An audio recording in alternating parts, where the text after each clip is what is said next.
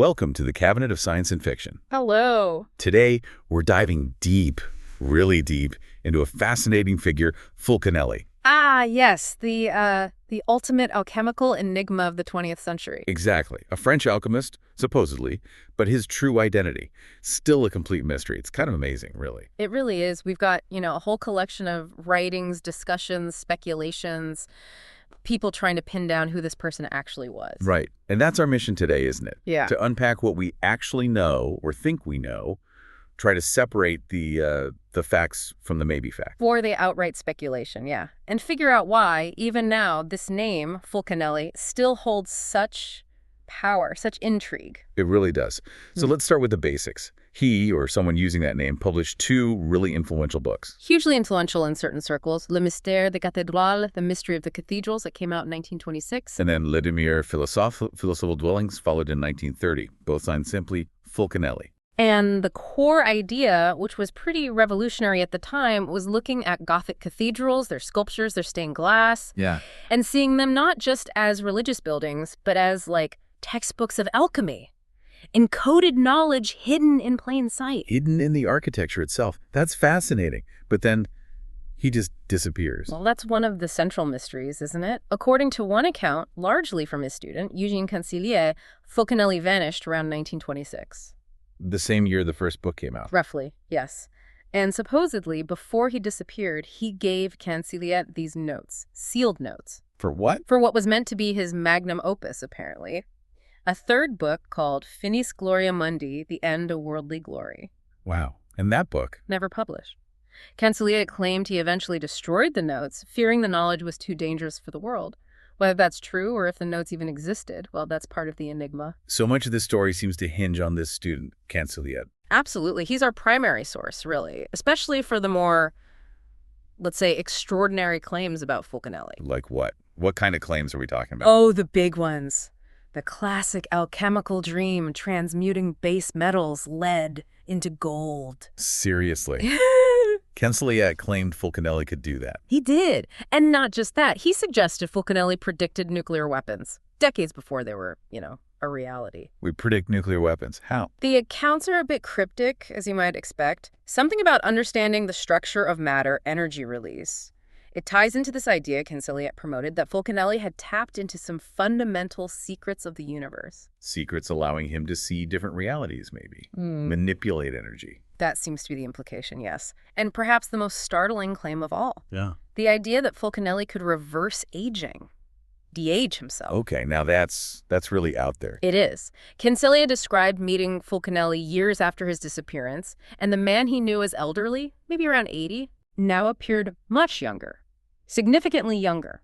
Almost androgynous was one description Canseliet used later. That is just bizarre. It blurs everything, doesn't it? History, myth, science fiction almost. Completely. And because we don't know who Fulcanelli actually was, because his identity is this blank slate, these incredible stories they stick. They fuel all the speculation. Who could do these things? What kind of person was he? Let's dig into Canseliet then. His role feels absolutely central. He met Fulcanelli when he was just a teenager. That's right. In 1915, Canseliet was, I think, only about 16. Fulcanelli would have been much older, of course, if the later age estimates are correct. And they grew close. Apparently so. By 1920, Canseliet said they were meeting frequently, discussing alchemy, philosophy.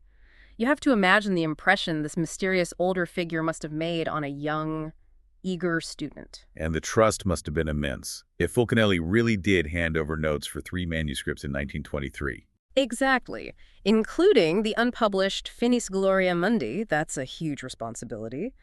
Canseliet then oversaw the publication of the first 2 books under the Fulcanelli name. He didn't just publish them, though, did he? He wrote the prefaces. Yes, and those prefaces are key. They're some of our most direct, albeit often veiled, insights into who Canseliet wanted us to think Fulcanelli was. He added prefaces to later editions, too, sometimes adding new details or, deepening the mystery. And despite all the theories that popped up over the years about who Fulcanelli might be, Canseliet stuck to his guns. He never revealed the identity. Never. He was adamant about protecting his master's anonymity, Which is fascinating, especially considering how popular the theory became that Fulcanelli was actually Jean-Julien Champagne. Champagne, the artist who did the illustrations for the books. The very same. Canseliet absolutely refuted that idea. He was quite dismissive of it, actually. You have to wonder why he was so protective, or if he even knew the full truth himself. What kind of picture did Canseliet paint of Fulcanelli in those prefaces and interviews? What hints did he drop? He dropped quite a few, often contradictory ones, which makes it tricky. He hinted at an aristocratic background, a strange appearance, maybe eccentric clothing or mannerisms, old-fashioned etiquette.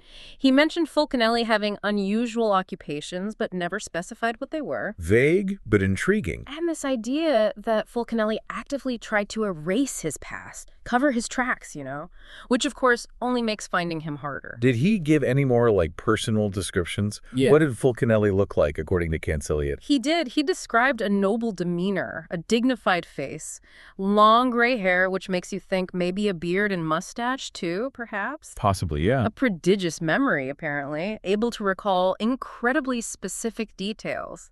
And a beautiful smile. That's quite a specific humanizing detail. It is. It makes him sound less like just an enigma. And wasn't there something about a ring? Ah, yes. The ring.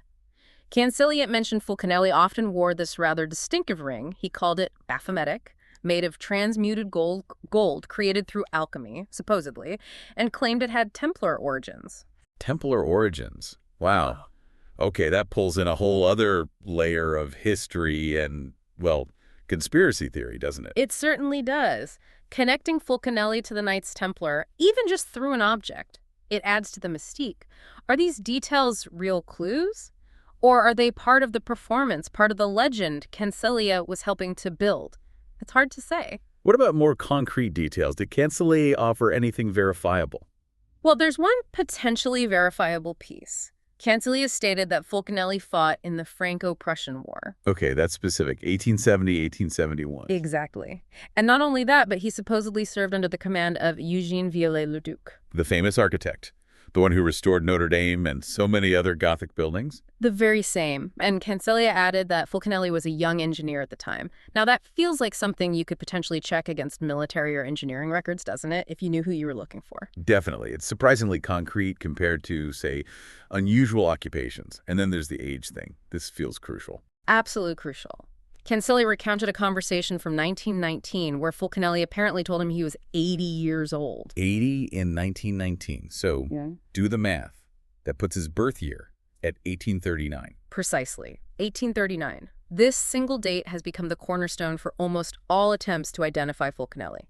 If you accept Canseliet's word on this, it drastically narrows down the possibilities. Canseliet wasn't always consistent, was he? Especially about when Fulcanelli actually disappeared. No, he wasn't, and that's a major problem. In some accounts, he suggests Fulcanelli left before October 1925. In others, he implies it was earlier, maybe 1922. And elsewhere, you can find hints it might have been as late as 1930. That's quite a range. It makes it hard to trust the timeline. Why the inconsistencies? Was his memory failing? Or was it deliberate obfuscation? Or maybe there's another explanation, at least the one Canseliet himself seemed to favor. Which was? The idea that Fulcanelli didn't die in the conventional sense. Canseliet suggested that, in keeping with some alchemical traditions about adepts achieving mastery, Fulcanelli might have faked his own death, staged his disappearance to continue his great work in secret. Ah, the old alchemist achieves immortality and vanishes trope. Pretty much. But Canseliet took it a step further, tying it to those later sightings where Fulcanelli appeared rejuvenated. The implication was that he hadn't just faked death, he'd actually conquered aging itself, transformed himself. Okay, so Canseliet is potentially explaining the discrepancies by leaning into the most mystical aspects of the story. Well, it's convenient for maintaining the mystery. Very convenient. It allows him to be vague about the when and how of the disappearance because maybe there was no disappearance in the way we understand it. It really shifts the ground under your feet when you try to pin down the facts. Let's shift ground then and talk about Jean-Julien Champagne, the illustrator. This theory just won't go away, will it? No, it's probably the most persistent alternative to just accepting the mystery. Champagne illustrated both Le Mystère des Cathédrales and Le Demeure Philosophale. His drawings are iconic, really synonymous with Fulcanelli's work. And the theory is simply that Champagne was Fulcanelli, that he wrote the books and just used the pseudonym. That's the core of it, yes. Proponents like Robert Anne Boleyn and Geneviève Dubois gathered evidence, mostly interviews and circumstantial links, suggesting Champagne was the man behind the name. What kind of evidence? Well, apparently Champagne himself wasn't shy about letting people think he was Fulcanelli. He seems to have actively cultivated this persona with certain associates. Like who? Figures like Jules Boucher, another writer on esoteric topics. Boucher actually dedicated one of his books to Master Fulcanelli, and the implication was that he meant Champagne. Okay, that's suggestive. And even more pointedly, René Schwaller de Lubitsch, a very significant figure in esoteric thought himself. Right, we'll probably come back to him. Yes. Lubitsch was convinced Champagne was Fulcanelli. There's even a drawing Lubitsch made, supposedly of Champagne with Fulcanelli inscribed on the back. So, in the minds of some people close to him, Champagne was Fulcanelli. Was Champagne just enjoying the ambiguity, or was he actively claiming it? It's hard to say definitively. It seems he might have played on it. There's also this cryptic clue some researchers found in Le Mystère des Cathédrales. Another one. Yeah, the Latin phrase ubi er campa agio. Doesn't mean much literally, but if you read it phonetically, in French, ubi campa agia, it sounds remarkably like Hubert Champagne. Hubert? I thought his name was Jean-Julien. His given first name was Hubert. Jean-Julien Hubert Champagne. So finding that potentially phonetic signature hidden in the text, well, it certainly adds fuel to the fire for the Champagne theory. It does seem like a deliberate clue, potentially. Oh, but Canseliet. Canseliet always poured cold water on it. He insisted Champagne was just the illustrator, a collaborator perhaps, but definitely not the master himself. Which creates this fundamental conflict. Canseliet, the supposed sole disciple, versus several other associates who seemed convinced it was Champagne. Exactly. And then there's another layer of complexity with Champagne's brother-in-law, Gaston de Vaux. Okay, who was he? After 1922, remember, that's one of the potential disappearance dates Canseliet gave. De Vaux apparently started acting as an intermediary, a go-between for Fulcanelli and Canseliet. So Canseliet wasn't even dealing directly with Fulcanelli after a certain point. He was going through Champagne's brother-in-law. That seems to be the case, at least sometimes, which, again, you could interpret in different ways. Was De Vaux helping the real hidden Fulcanelli? Or was he acting on behalf of Champagne, helping him maintain the Fulcanelli persona with Canseliet? It gets murkier and murkier. And one more thing about Champagne, apparently, he kept his correspondence with Schwaller de Lubitsch, the guy who was convinced he was Fulcanelli, secret from Canseliet. Why would he do that? Well, if Champagne was playing a role, maybe he needed to present different faces to different people. Keep Lubitsch believing one thing while maintaining a different dynamic with Canseliet. It suggests a level of calculation, perhaps. Okay, so there are definitely points in favor of the Champagne theory, or at least suggesting he was deeply involved. But what about the arguments against it? You mentioned Canseliet's denial. Yes, Canseliet's firm denial is a big one. But there are other issues. The most significant is probably the age difference. Right. You mentioned that Canseliet said Fulcanelli was around 80 when he vanished in the mid-20s. Exactly. But Jean-Julien Champagne, he was born in 1877. So in, say, 1925, he would have been 48, maybe just turning 50. That's a 30-year gap. That's huge. It seems impossible to reconcile those two figures based on age alone if Canseliet's estimate for Fulcanelli was even remotely accurate. It's a major stumbling block for the theory. Unless you assume Canseliet was completely wrong about Fulcanelli's age or deliberately misleading everyone. Is there anything else? Yes, something quite significant. Remember the books? Le Mystère des Cathédrales and Les Demeures Philosophales. Right. Well, much later, in 1957, a new edition of Le Mystère des Cathédrales came out. And it included a whole new chapter. A new chapter. Yeah. Added 30 years later. Yes, titled The Cyclic Cross at Hendaye. And the preface, written by Canseliet, strongly implies it was penned by the original author, by Fulcanelli. But Champagne died in 1932. Precisely. So if a new chapter genuinely authored by Fulcanelli appeared in 1957, 25 years after Champagne's death, well, that seems to rule Champagne out, doesn't it? It certainly makes it extremely difficult to maintain he was the sole author, unless Canseliet wrote it himself and attributed it to Fulcanelli. That's another possibility, of course. Canseliet controlling the narrative, perpetuating the legend. But on the surface, the late edition of that chapter is a strong argument against Champagne being Fulcanelli. And do Champagne's other biographical details fit the profile Canseliet gave? Not really, no. We have the 1839 birth year Canseliet gave for Fulcanelli. Champagne was born in 1877. Canseliet said Fulcanelli was an engineer who fought in the Franco-Prussian War. Champagne was primarily an artist and illustrator with no known engineering background or military service in that war. So the profiles just don't line up on several key points. They really don't. Which is why, despite the suggestive clues and the beliefs of some contemporaries, the Champagne theory remains just that, a theory, and one with significant holes. Were there other candidates? People besides Champagne who got floated as the real Fulcanelli? Oh yes, several others. Pierre Dujol is a name that comes up. We mentioned him earlier, the bookstore owner. That's him. Libraire du Merveilleux. Deeply involved in Parisian esoteric circles. He knew Champagne, was interested in alchemy. What about his dates? He was born in 1862, so closer than Champagne to the supposed age, but still not 1839. And he died in 1926, which is one of the possible disappearance years for Fulcanelli, adding a slight bit of intrigue there. Anyone else? René Schwaller de Lubitsch himself has been suggested. Even though he thought Champagne was Fulcanelli. Stranger things have happened in these circles, but again, the birth year is wrong. Lubitsch was born in 1887. Far too young. Okay. And inevitably, some people wondered if maybe Canseliet himself was Fulcanelli. The student was the master all along, pulling the strings. It's a twist worthy of fiction, isn't it? But again, Canseliet was born in 1899. He was even younger than Champagne or Lubitsch. So based purely on that 1839 birth year Canseliet gave. None of these main suspects fit the bill. None of them. If you take that 1839 date as gospel, you have to look elsewhere entirely. So let's try to summarize the profile again, based purely on what Canseliet told us, inconsistencies and all. What are we looking for? Okay, let's try. We're looking for someone born probably in France around 1839. Right. Someone who died or more likely disappeared probably near Paris sometime between, say, 1922 and 1925, maybe even a bit later, but let's say mid-1920s. Okay, born 1839, vanished mid-1920s.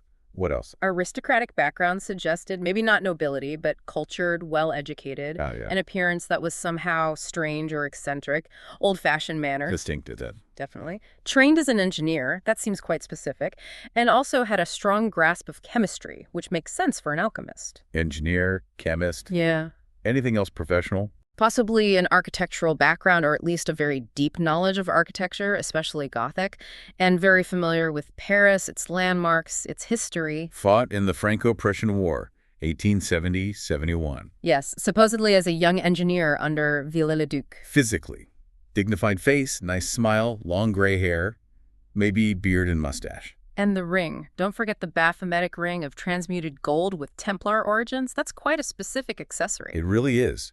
So you put all that together, it paints a pretty detailed picture, doesn't it? Yeah. An aristocratic, eccentric, elderly engineer, chemist, alchemist with deep knowledge of architecture, a war record, and a magic ring. It does. And yet, no one has definitively matched that description to a known historical individual. Why not? It feels like someone should fit that description, at least partially. Well, several possibilities. Maybe some of the details are wrong or deliberately misleading, as we discussed. Maybe the 1839 date is off. Maybe the engineer part is metaphorical. Maybe the person was so successful at erasing their past that the records just aren't there. Or maybe the whole persona was a composite. Or largely an invention. That's also possible. The very nature of alchemy emphasizes secrecy, illusion, transformation. Perhaps Fulcanelli himself was a kind of alchemical creation, a persona crafted for a specific purpose. Beyond just the identity, let's circle back to those really wild claims. The predicting nuclear weapons thing. That's just mind-boggling. It is. It pops up in accounts derived from Canseliet, and also in relation to a supposed meeting between Fulcanelli and the physicist Jacques Bergier. Ah, Bergier. Co-author of The Morning of the Magicians, right? Big figure in popularizing this kind of esoteric alternative history stuff. Exactly.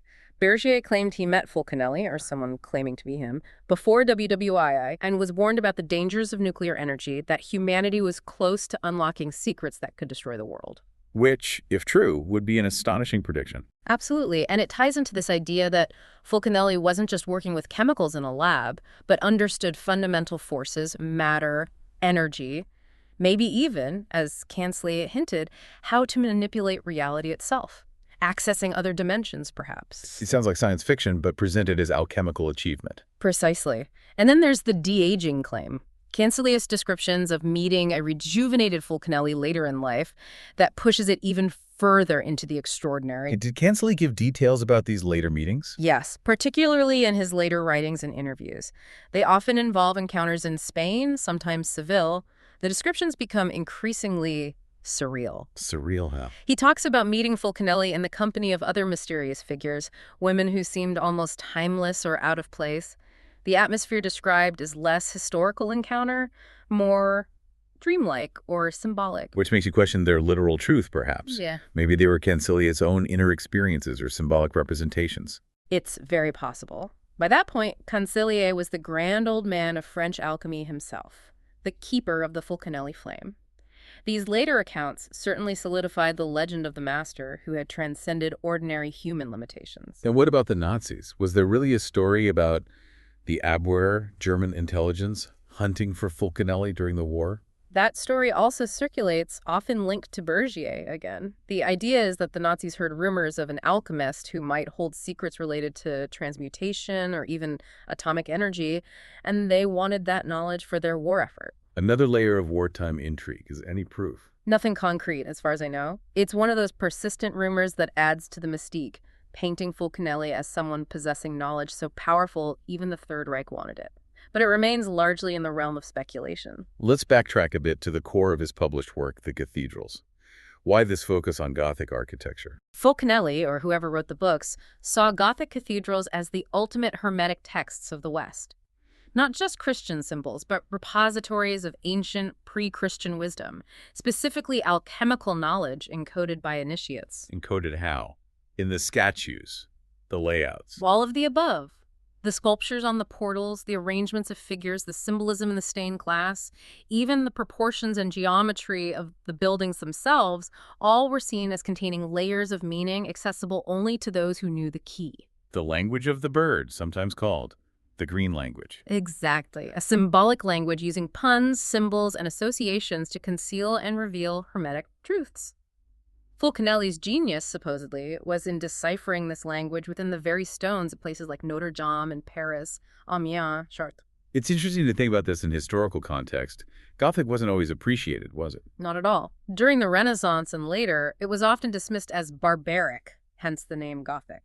Many buildings fell into disrepair or were actively damaged. Like during the French Revolution. Precisely. Notre Dame itself was desecrated, statues were destroyed, there was even talk of tearing it down. It was partly figures like Charles-François Dupuy who argued these buildings held ancient scientific and philosophical knowledge that helped save some of them. And Victor Hugo, of course. Absolutely. Hugo's The Hunchback of Notre Dame, or Notre Dame de Paris, the original title, published in 1831, was massively influential. It romanticized the cathedral, brought its beauty and history back into public consciousness, and spurred major restoration efforts, like the one led by Viollet-le-Duc. The same Viollet-le-Duc that Fulcanelli supposedly served under in the war. It all connects. It does. So Fulcanelli's work, appearing almost a century after Hugo, was building on this renewed appreciation, but adding this very specific, esoteric, alchemical layer to the interpretation. Let's touch on some other figures who orbit this story. Pierre Jujol, the bookseller. What more do we know about him? Well, born 1862, died 1926, as we said. His Librairie du Merveilleux in Paris was a real hub. Think of it as a meeting place for anyone interested in occultism, alchemy, symbolism. Figures like René Guénon, Papoose, they were all connected to Jujol's circle. He had aristocratic claims too, didn't he? Yes, his family claimed descent from the Valois kings. Apparently, his brother Antoine spent a lot of time researching their genealogy. Jujol himself was known to be interested in alchemy and definitely collaborated with Champagne on alchemical matters. His death in 1926 lines up intriguingly with Fulcanelli's disappearance date. Could he have been Fulcanelli despite the birth year mismatch? Maybe Canseliet got the age wrong. It's possible, but less likely than Champagne, perhaps. Jujol seems more like a facilitator, a knowledgeable scholar within that milieu, rather than the adept figure Canseliet described. But he's definitely part of the puzzle. And René Schwaller de Lubitsch. We mentioned his conviction about Champagne. What was his own focus? Lubitsch was fascinated by alchemy, especially early on. He and Champagne apparently shared a particular interest in the secrets of the stained glass at Chartres Cathedral, that incredible blue and red glass. Trying to replicate it. Possibly, or at least understand the lost techniques. But Lubitsch's path eventually led him away from practical alchemy towards symbolism and ancient wisdom, particularly Egypt. Right, he spent years in Luxor studying the temples there. Yes, developing his theories about Egyptian sacred science, proportions, and symbolism, seeing parallels to the Hermetic principles found in alchemy. He worked closely with his wife, Isha Schwaller de Lubitsch, who was also deeply involved in these esoteric pursuits. But he always seemed to maintain that Champagne was the real Fulcanelli. Interesting. And briefly, who was Emma Calvé? She gets mentioned sometimes, too. Emma Calvé was a very famous opera singer, a real star of her time, but she also had a serious interest in esoteric matters. A celebrity dabbling in the occult. More than dabbling, perhaps. She was known to frequent Pierre Dujal's circle at the bookstore. And she owned property in the Aveyron region, including a castle, Cantobre, and there were rumors connecting her interest to the legend of Nicolas Flamel, the most famous alchemist of Paris. Perhaps she was looking for lost texts or secrets. So she was another thread connecting these different figures interested in alchemy and hidden knowledge. Exactly. She represents how these ideas weren't just confined to dusty libraries, but were circulating among artists, intellectuals, even celebrities of the era. And throughout all this, Canseliet lives on, becoming a major figure himself. Absolutely. Canseliet really became the patriarch of 20th century French alchemy, largely because of his connection to Fulcanelli. He taught students, wrote his own books on alchemy, and crucially kept the Fulcanelli legend alive. Through those later, sometimes contradictory accounts of meeting the rejuvenated master. Yes. Those stories, often set in Spain, involving strange encounters and symbolic details, they ensured Fulcanelli remained not just a historical puzzle, but an active, almost mythical presence for later generations of alchemical seekers. Canseliet essentially curated and perpetuated the myth right up until his own death in 1982. So wrapping this all up, where does it leave us? We've got these incredibly detailed books, this mysterious author, a devoted disciple who gives conflicting clues, a plausible but flawed main suspect in Champagne, and these extraordinary claims of transmutation and immortality. It leaves us with one of the most compelling unsolved mysteries in modern esoteric history, I think. The story of Fulcanelli is this potent mix, isn't it? Verifiable historical context, Paris in the early 20th century, the interest in Gothic architecture, the esoteric revival. Mixed with classic alchemical lore, secrecy, transformation, the philosopher's stone, perhaps even rejuvenation. And overlaid with persistent, unanswered questions. Who was he really? What was he truly capable of? Did Canseliet tell the truth, the whole truth? Did Champagne play a role? We've explored the evidence, the claims, the counterclaims, but the core identity remains stubbornly hidden.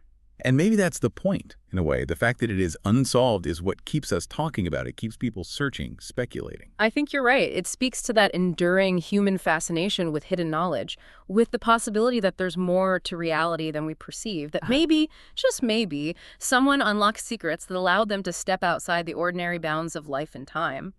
Fulcanelli embodies that possibility. He really does. It's a story that invites you to believe, or at least to wonder.